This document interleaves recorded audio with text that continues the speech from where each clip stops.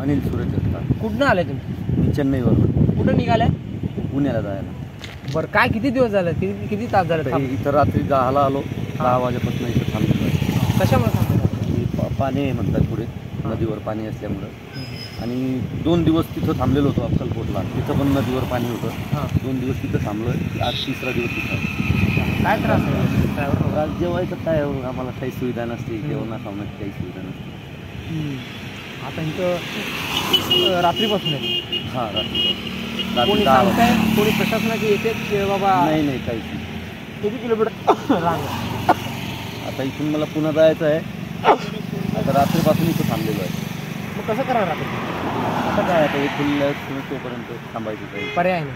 काही पर्याय. जेवणाचे त्रास, सर्व जेवण नाही भेटत राव. काय किती वर्षापासून ड्रायव्हर आहे?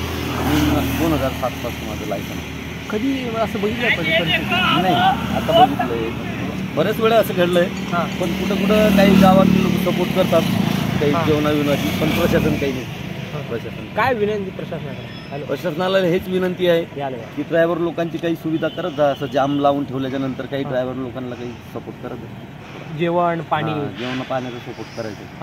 एवढं सांग. हो, एकंदरीत हे ड्रायव्हर लोकांचा एक महत्त्वाचा मुद्दा आहे की हे लोक रात्रीपासून या ठिकाणी आहेत. ना त्यांना जेवण मिळत आहे, ना पाणी मिळत आहे, ना कुठली माहिती मिळत आहे. सामाजिक संघटनेच्या लोकांना मी विनंती करतो की ज्या सामाजिक संघटनेच्या लोकांना या ड्रायव्हर लोकांना पाणी जेवण द्यायचं आहे, त्यांनी हीच संधी आहे. या माणुसकीला, या मदतीसाठी त्यांनी यावं. या ठिकाणी अनेक ड्रायव्हर लोक ते रात्रीपासून उपाशी आहेत. ज्याच्याकडं साहित्य आहे, गॅस आहे, ते लोक स्वयंपाक करत आहेत. ज्याच्याकडे पैसे आहेत ते थोडं हॉटेलमध्ये खात आहेत. मात्र ज्या ठिकाणी अशा गाड्या थांबलेल्या आहेत, ज्या ठिकाणी हॉटेल नाही, त्यांच्याकडे कुठलंही साहित्य नाही आहे, अशा ड्रायव्हर लोकांचं मोठं हाल या ठिकाणी होत आहे. ड्रायव्हर लोकांना पिण्याचं पाणी असेल, जेवण असेल, मोठा त्रास सहन करावा लागत आहे. 20 किलोमीटर लांब हा लांबोटी पुलापर्यंत ही जामची रांग लागलेली आहे आणि तिथूनच मोहोळपासूनही तेवढी जाम आहे. सामाजिक संघटनेच्या लोकांनी मदतीसाठी पुढे यावं आणि या ड्रायव्हर लोकांसाठी पाण्याची सोय करावी अशी विनंती या ड्रायव्हर लोकांनी देखील केलेली आहे.